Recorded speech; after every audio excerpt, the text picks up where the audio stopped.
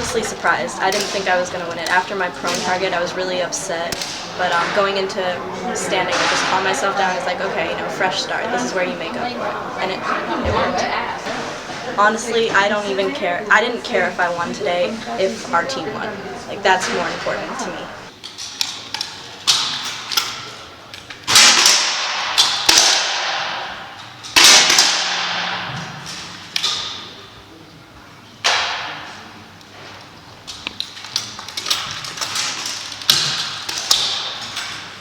Just breathing in, breathing out, and shooting. As soon as you see, like, you got the perfect shot in the black, shoot. Like, that kind of did it. I didn't hesitate. I wasn't putting the rifle back down, picking it back up. I was just like, just take the shot.